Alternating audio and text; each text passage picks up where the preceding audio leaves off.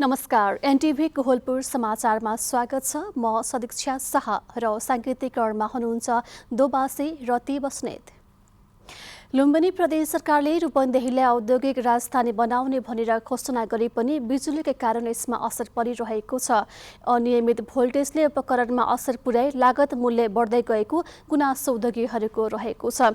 यता नेपाल विद्युत प्राधिकरणले भने छिटोभन्दा छिटो समस्या समाधानको लागि प्रयास भइरहेको जनाएको छ। आजको समाचारमा रूपन्देहीका उद्योगीहरूले गरेको गुनासो र अझै पनि जातीय विभेदका कुराहरू कानुनी रूपमा खुलेर आउन नसकेको डडेलधुराको खबर लगायत अन्य प्रसङ्गहरू पनि रहेका छन्। तर सुरुमा प्रमुख समाचार। विद्युत कटौतीले रूपन्देहीलाई औद्योगिक राजधानी बनाउने लक्ष्यमा अवरोध, अनियमित भोल्टेजले उपकरणमा असर, लागत मूल्य बढ्दै गएको गुनासो। डडेलधुरामा आर्थिक वर्षको हालसम्म छुवाछुत सम्बन्धीको मुद्दा दर्ता शून्य, छुवाछुत विरुद्ध खुलेर बाहिर आउन नसक्नु मुख्य कारण। हिजोदेखि सुरु भएको टाइफाइड विरुद्धको खोप अभियान जाजरकोटमा पनि जारी, 76,000 बालबालिकालाई 404 केन्द्रबाट खोप दिइने। आक्रमण सुरु गरेको 44 दिनसम्म उपलब्धि हासिल नभएपछि रुसद्वारा युद्धको कमान्डर परिवर्तन, अहिले आक्रमणको केन्द्र युक्रेनको डोनबास क्षेत्र। र एएफसी फुटसल एसियन कप छनौटको पहिलो खेलमा नेपालले भोलि उज्बेकिस्तानको सामना गर्दै दोस्रो चरणमा पुग्ने नेपालको लक्ष्य।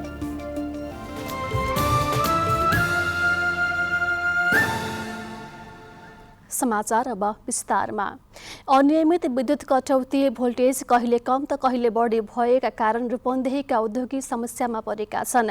लामो समयसम्म कोभिड-19 को महामारीबाट थलिएर भर्खरै उठ्दै गरेका उद्योगीहरूले विद्युत ट्रिपिङले समस्यामा परेको गुनासो गरिरहेका छन्। ट्रिपिङका कारण उद्योगमा औद्योगिक उपकरण बिग्रनुका साथै उत्पादन लागत समेत बढ्दा बजारमा प्रतिस्पर्धा गर्न अप्ठ्यारो परेको उनीहरूको भनाइरहेको छ। पछिल्लो एक हप्ता दैनिक 17-18 पटक विद्युत ट्रिपिङ भएकाले समस्या भइरहेको भैरहुवा बुटवल औद्योगिक करिडोरका उद्योगका सञ्चालक सुमन भुषालले गुनासो गर्नुभएको छ। लुम्बिनी प्रदेश सरकारले रूपन्देहीलाई औद्योगिक राजधानी बनाउने भनेर घोषणा गरे पनि बिजुलीकै कारण बाधा परेको उद्योगीहरूको भनाइरहेको छ। विद्युत प्राधिकरणको भैरहुवा वितरण केन्द्रका प्रमुख अवधेश कुमार दुबेले माग अनुसारको आपूर्ति नहुँदा ओभरलोड हुने र ड्रप कन्ट्रोलमा समस्या आएको बताउनुभयो। नेपाल विद्युत प्राधिकरण लुम्बिनी प्रदेश कार्यालयका प्रमुख नवराज ओझाले भने छिटो समस्या समाधानको लागि प्रयास भइरहेको जानकारी दिनुभयो। आज विद्युतीय सुरक्षा दिवस विभिन्न सचेतनामूलक कार्यक्रम गरेर दिवस मनाइएको छ। दिवसका अवसरमा रूपन्देहीको बुटवलमा कर्मचारीलाई सुरक्षा शपथ समेत खुवाइएको छ। बिहान नेपाल विद्युत प्राधिकरण लुम्बिनी प्रादेशिक कार्यालयको आयोजनामा प्रभात फेरी निकालिएको थियो। प्रभात फेरीमा सहभागी कर्मचारीहरूले प्रलोभनमा नपरौं, विद्युतको सुरक्षित उपयोग गरौं, विद्युत दुर्घटनाबाट बच्न सचेत रहौं, विद्युत चोरी गर्नु दण्डनीय अपराध हो लगायतका नारा सहितका प्लेकार्ड प्रदर्शन गरेका थिए।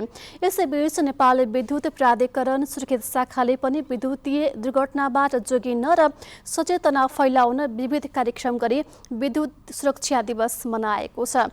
प्राधिकरणले आज सुर्खेतको वीरेन्द्रनगरमा विद्युतीय दुर्घटनाबाट बचौं र बचाउँ भन्ने नारा सहित प्रभात फेरी निकालेको थियो। सेवाको सहज पहुँच, विस्तार, गुणस्तरीय सामानको प्रयोग, किफायती उपभोग एवं चुहावट नियन्त्रण कार्यलाई उपभोक्तामा सचेतना र जागरुकता ल्याउँदै विद्युतीय दुर्घटनाबाट कमी ल्याउनु दिवसको मुख्य उद्देश्य रहेको प्राधिकरण सुर्खेत शाखा प्रमुख इन्जिनियर युवराज रावतले बताउनु भएको छ। उहाँले जीर्ण पोल, तार, पुराना हाउस वायरिङ एवं गुणस्तरहीन सामग्रीको प्रयोगले विद्युतीय दुर्घटना हुँदा मानिसको अकालमै मृत्यु हुने, घाइते हुने क्रम बढिरहेकाले त्यसबाट जोगिन गुणस्तरीय उपकरण मात्र प्रयोग गर्न उपभोक्तालाई आग्रह पनि गर्नुभएको छ। नेपालमा 2074 साल चैत्र 26 गतेदेखि प्रत्येक वर्ष यो दिवस मनाउन थालिएको हो। विद्युत उपयोग गर्दा र काम गर्ने सिलसिलामा सावधानी नअपनाउँदा वर्षेनी धेरै नागरिक र कर्मचारीको दुर्घटनाका कारण अकालमा मृत्यु हुने र शारीरिक अपाङ्गतामा समेत कमी आउन सकेको छैन। विद्युतको प्रयोग गर्दा होस् या काम गर्ने समयमा सावधानी नअपनाउँदा वर्षेनी नागरिक र कर्मचारीले अकालमै ज्यान गुमाइरहेका छन्। विद्युत दुर्घटनालाई न्यूनीकरण गर्न के गर्नु पर्ला भनी आज हामीले रूपन्देहीका केही नागरिकलाई सोधेका छौं। हेरौं आजको आवाजमा।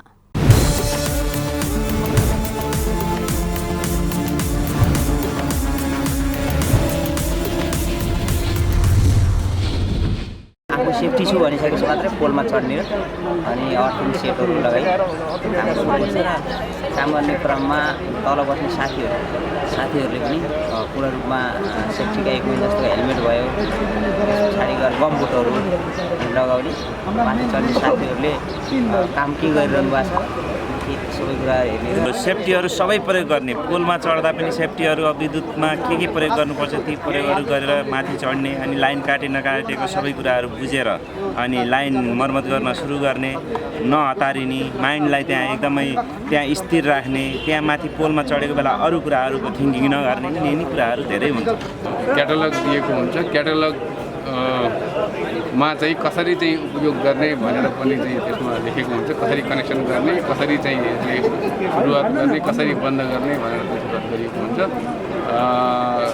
यी सबैलाई चाहिँ ध्यान दिएर चाहिँ पढेर मनन गरेर त्यसै अनुसार चाहिँ हामीले उपयोग गऱ्यौँ भने सुरक्षित भइन्छ। हाम्रो कर्मचारी साथीहरूमा यो ओभर कन्फिडेन्स हुने, त्यसपछि यो सुरक्षित रूपमा सामग्रीहरूको प्रयोग नगर्ने, यस्तो पद्धतिहरू छन्। गुणस्तरीय खालको सुरक्षाका सामग्रीहरू प्रयोग नगर्ने, त्यो विविध कारणले गर्दाखेरि यस्ता दुर्घटनाहरू भइरहेका छन्। सबैमा सबभन्दा पहिला त आफू सुरक्षित हुनु पर्यो। आफू सुरक्षित हुनको लागि कस्ता खाले उपायहरू गर्ने, जस्तै सुरक्षात्मक उपकरणहरू अपनाएर सुरक्षित भएर काम गर्ने, लाइन एकदम सबै स्टेसनबाट काटिएको छ कि छैन भनेर कन्फर्म भएर दुवैतिर लाइन अर्थिङ गरेर काम गर्ने भनेर हामीले सुरक्षित भएर धेरै दुर्घटनाबाट जोग्नको लागि हामीले यो कार्यक्रम र सबैलाई ग्राहकहरूलाई पनि यो जानकारी गराउनको लागि यो कार्यक्रम हामीले मेनली चाहिँ काम गर्ने टिमलाई हामीले चाहिँ ट्रेनिङ दिइरहेका छौँ, शिक्षा दिइरहेका छौँ र उपभोक्ताहरू पनि सूचना होस् कि सानो मिस्टेकले गर्दा पनि ठुलो दुर्घटना हुनसक्छ। जस्तो सानो कुरो जस्तो घरमा जुन स्विच हुन्छ, स्विचलाई पनि हामीले भिजेको हातले छुनु हुँदैन। हामीले चाहिँ सेफ्टी मेजर हाम्रो टुल्सहरू छ होइन, त्यो टुल्सलाई चाहिँ अप्नाएर मात्रै हामीले कुनै पनि कार्यहरू गर्दाखेरि त्यो टुल्सहरू अप्नाएर हाम्रो नियमले दिएका त्यो टुल्सहरूलाई फलो गरेर गऱ्यो भने दुर्घटना कम हुन्छ। पहिला आफू सजग हुनु पर्यो र सेफ्टी सामानहरू प्रयोग गर्नु पर्यो र लाइन काट्दा कता काटिएको छ, कुन कुराहरू हो त्यसलाई ख्याल गरेर चढेर काम गर्ने भने सेफ्टी हुन सकिन्छ।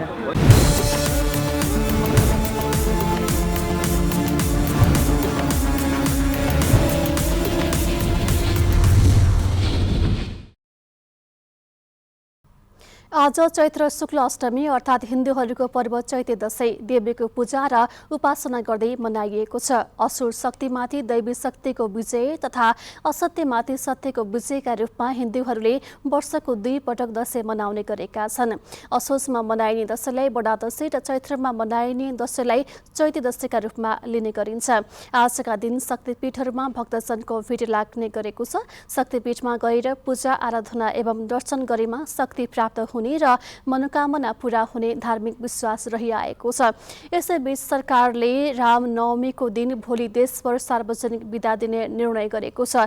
गृह मन्त्रालयले सूचना निकालेर भोलि देशभर सार्वजनिक बिदा दिने जनाएको हो। मन्त्री परिषदको शुक्रबारको बैठकले रामनवमीको दिन सार्वजनिक बिदा दिने निर्णय गरेको सूचनामा उल्लेख गरिएको छ। समाचारको क्रम जारी नै छ। अहिलेलाई एकैछिनको विश्राम।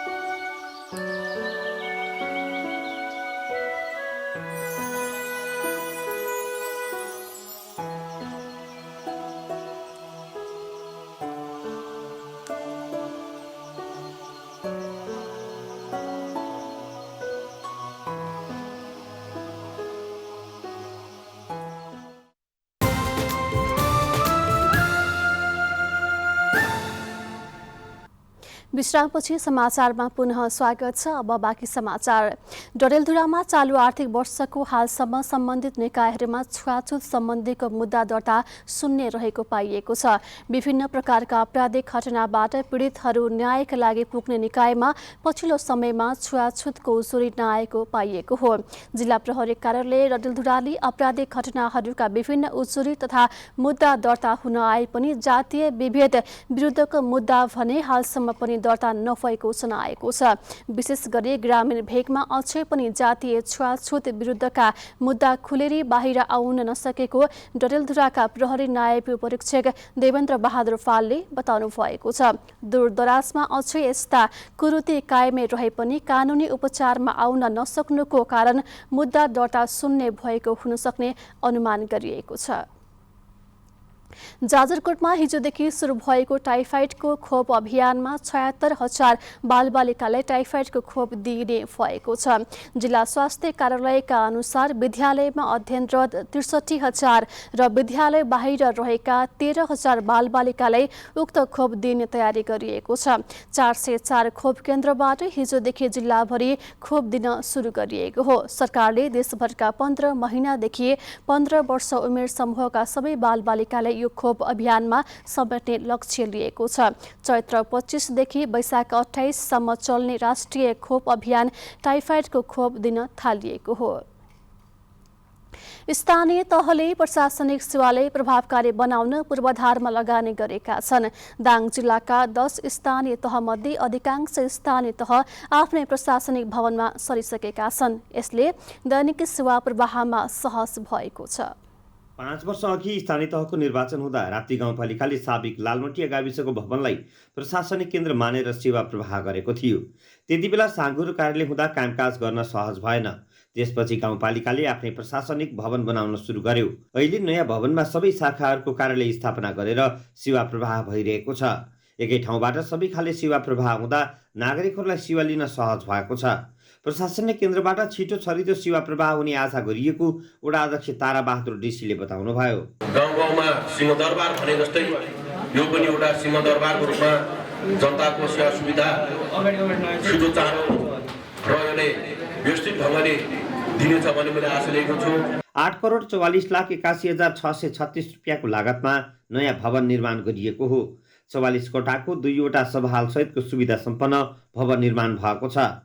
भौतिक रूपमा गाउँपालिका सम्पन्न भएर मात्रै नहुने सेवा प्रवाहलाई चुस्त बनाउने योजना अनुसार काम भइरहेको राप्ती गाउँपालिकाका प्रमुख प्रशासकीय अधिकृत शुभाराम रिजालले जानकारी दिनुभयो। प्रशासनिक भवन आफैमा भौतिक वस्तु हो, त्यो चाहिँ एउटा फिजिकल चिज मात्रै भयो। तर जनताले बुझ्ने गरी सेवा प्रदान गर्ने भनेको हामीले कस्तो व्यवहार गर्छौँ, कसरी डिल गर्छौँ, सेवा प्रवाह छिटो छरितो कसरी हुन्छ, यो सबै कुराले चाहिँ हाम्रो सेवा प्रवाहको स्तर मापन गर्ने गर्दछ।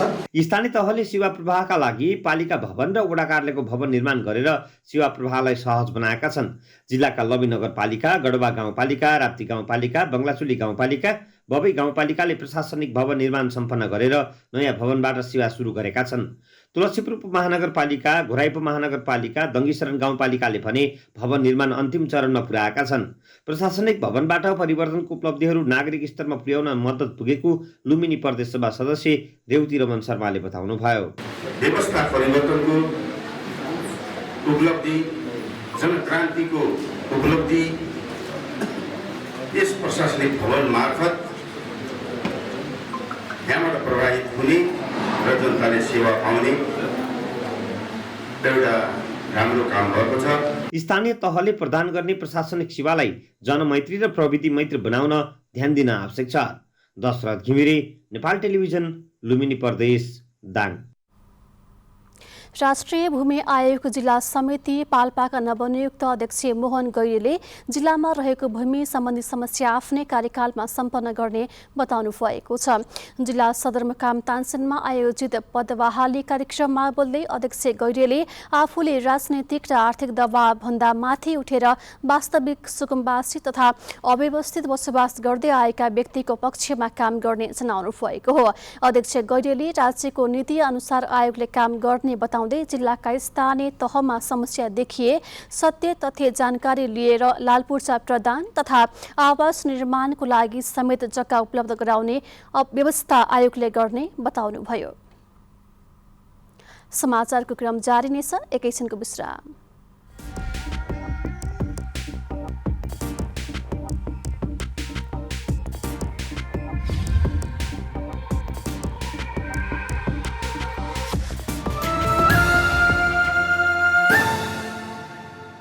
केही नयाँ, केही फरक।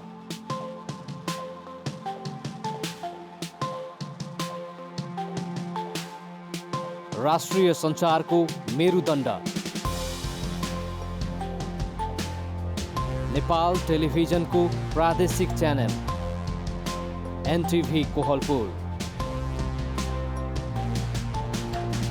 पश्चिम नेपालको लुम्बिनी, कर्णाली र सुदूर पश्चिमको एकमुष्ट आवाज। सत्य समाचार, तटस्थ विचार। कार्यक्रममा मौलिकता, समावेशिता र विकासमा विस्तार।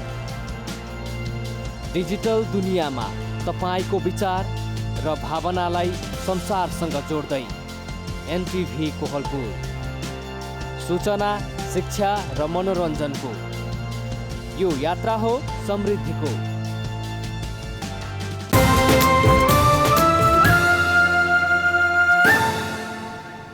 तपाईँ एनटिभी कोहलपुर हेर्दै हुनुहुन्छ। अब बाँकी समाचार।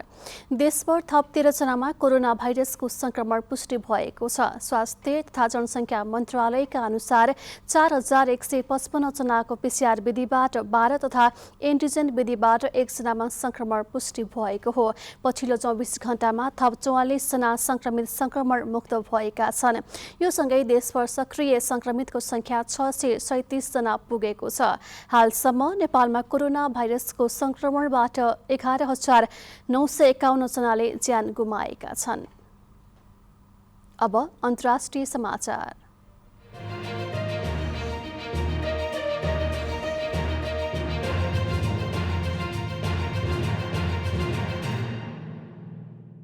रुसले युक्रेन युद्धको कमान्डर परिवर्तन गरेको छ। आक्रमण सुरु गरेको 44औं दिनसम्म पनि अपेक्षित उपलब्धि हासिल गर्न नसकेपछि रुसले युद्ध कमान्डर परिवर्तन गरेको पश्चिमा गुप्तचर अधिकारीलाई उद्धृत गर्दै सञ्चार माध्यमले जनाएका छन्।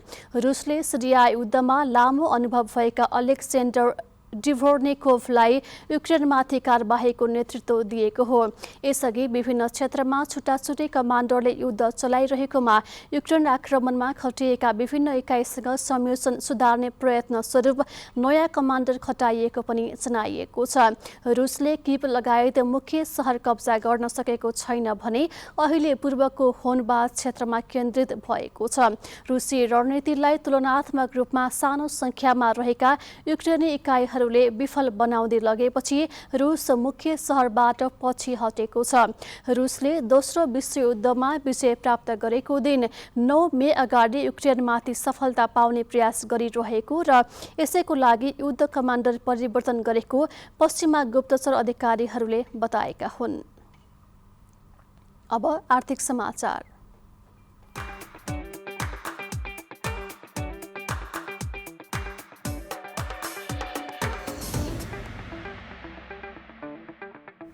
गुल्मी जिल्लाको इस्मा गाउँपालिकाका किसानहरूले लसुन खेतीबाट राम्रो आम्दानी लिन थालेका छन्।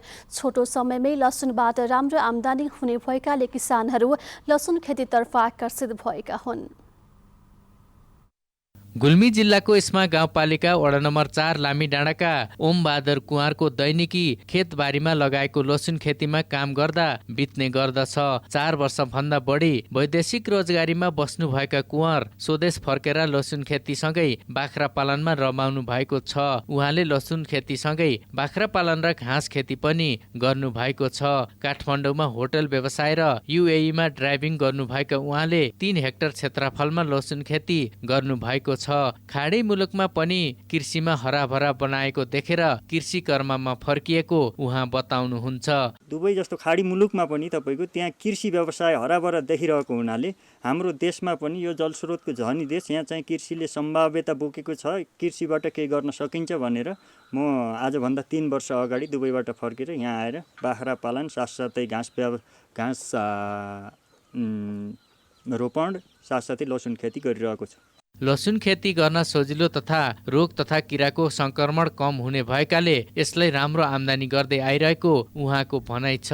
लसुन खेती गर्न सजिलो तथा रोग तथा किराको संक्रमण कम हुने भएकाले यसबाट राम्रो आम्दानी हुने उहाँको भनाइ छ। इस्मा गाउँपालिकामा भौगोलिक विकटताले गर्दा कृषि र पशुपालनमा बढी केन्द्रित रहेर कार्यक्रमहरू अगाडि बढाइएको गाउँपालिकाले दावी गरेको छ। कृषि पेसामा लागेकाहरूलाई व्यवसाय गर्न र आत्मनिर्भर बनाउन गाउँपालिकाले सहयोग गर्दै आएको छ। इस्मा गाउँपालिकाको सन्दर्भमा अहिले बाहिर विदेशबाट आउने मान्छेहरू धेरै कृषि र पशुमा आकर्षित भएको देखिन्छ र गाउँपालिकाले पनि त्यसलाई मेन गरेर उनीहरूलाई व्यवसायीकरण गर्ने र आत्मनिर्भरका कुराहरूलाई जोड्नको लागि हामीले धेरै सहयोग गरेका छौँ र अहिले उहाँहरू खुसी पनि हुनुहुन्छ जो त्यसबाट जुन इन्कम भएको छ र उहाँलाई हौसला प्रदान गर्नको लागि पनि हामीले यो गर्नुपर्छ, उहाँहरूलाई यसरी हामीले सहयोग गर्नुपर्छ भन्ने जुन मनस्थिति ल्याएर हामीले काम गऱ्यौँ।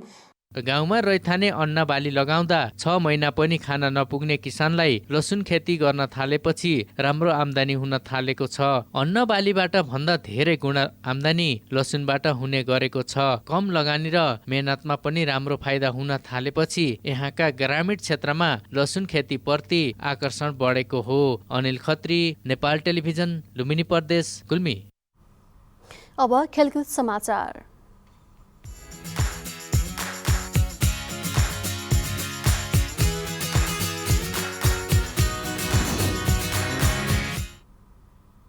एएफसी फुटसल एसियन कप छनौटको पहिलो खेलमा नेपालले भोलि उज्बेकिस्तानको सामना गर्ने भएको छ। किर्गिस्तानको बिस्केक स्थित गार्जपोम स्पोर्ट्स कम्प्लेक्समा नेपालले पहिलो खेलमा बलियो टोली उज्बेकिस्तानको सामना गर्ने भएको हो। खेल नेपाली समय अनुसार बिहान 10:45 सुरु हुँदैछ। छनौटमा नेपाल ऐतिहासिक सफलता प्राप्त गर्ने योजनामा रहेको छ। नेपालले अहिलेसम्म जित निकाल्न सकेको छैन, तर यसपटक नेपाल दोस्रो चरण पुग्ने लक्ष्यमा रहेको छ। नेपाली टोलीका मुख्य प्रशिक्षक गौरव बस्नेतले युवा र अनुभवी सहितको मिश्रित टोलीबाट जित निकाल्नेमा आफू आशावादी रहेको बताउनु भएको छ। अब मौसम।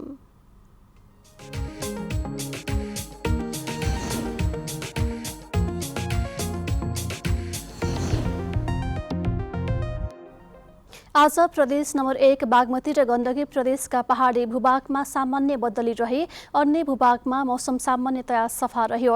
यस्तै आज राति पनि प्रदेश नम्बर 1 मधेस, बागमती र गण्डकी प्रदेशमा सामान्य बदली रही, अन्य भूभागमा मौसम सामान्यतया सफा रहने भएको छ। अब मौसम सम्बन्धी थप विवरण।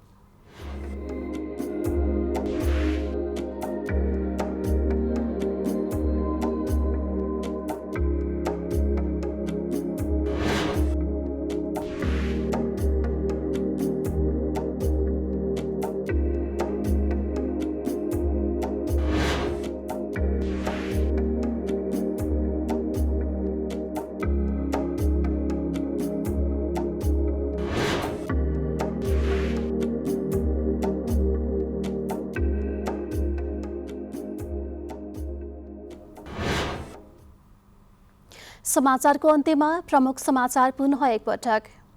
विद्युत कटौतीले रूपन्देहीलाई औद्योगिक राजधानी बनाउने लक्ष्यमा अवरोध, अनियमित भोल्टेजले उपकरणमा असर, लागत मूल्य बढ्दै गएको गुनासो। डडेलधुरामा चालु आर्थिक वर्षको हालसम्म छुवाछुत सम्बन्धीको मुद्दा दर्ता शून्य, छुवाछुत विरुद्ध खुलेर बाहिर आउन नसक्नु मुख्य कारण। हिजोदेखि सुरु भएको टाइफाइड विरुद्धको खोप अभियान जाजरकोटमा पनि जारी, 76,000 बालबालिकालाई 404 केन्द्रबाट खोप दिइने। आक्रमण सुरु गरेको 44 दिनसम्म उपलब्धि हासिल नभएपछि रुसद्वारा युद्धको कमान्डर परिवर्तन, अहिले आक्रमणको केन्द्र युक्रेनको डोनबास क्षेत्र। र एएफसी फुटसल एसियन कप छनौटको पहिलो खेलमा नेपालले भोलि उज्बेकिस्तानको सामना गर्दै दोस्रो चरणमा पुग्ने नेपालको लक्ष्य।